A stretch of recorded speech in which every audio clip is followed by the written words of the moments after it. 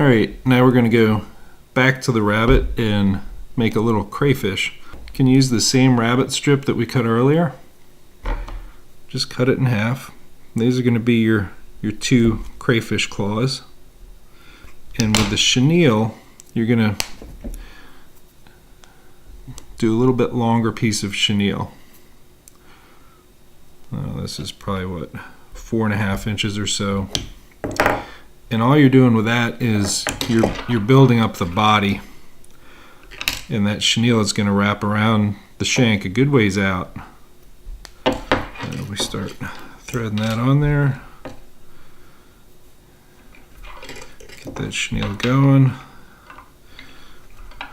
and then we're wrapping down the shank. And in this case, we really are using the chenille to bulk and also to create something that we can that'll let that rabbit grab hold, because we're not going to tie directly on the collar as we did before. We're going to move down a little bit. We're going to tie right here.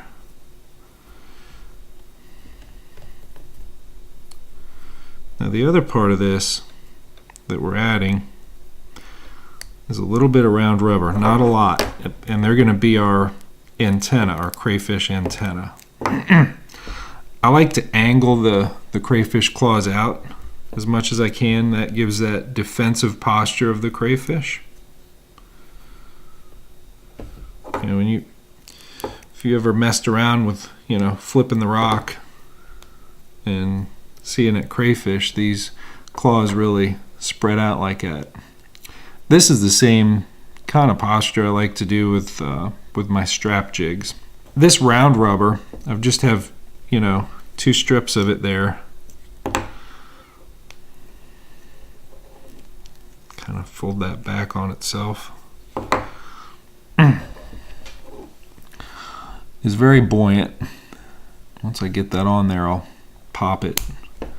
That'll separate it into the 2 antenna, and those suckers will float up, and just like a regular crayfish antenna, they'll float up off the bottom with these crayfish claws spread and wavering. And I'll take that tag end of the round rubber and just fold it back on itself, so that if a fish has it and he's tugging on it,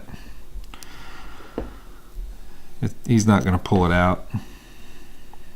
Alright, I'm just going to finish it off with a little bit more of that chenille, just to bulk up the body a little bit more. And again, create a real nice place for that to apply scent.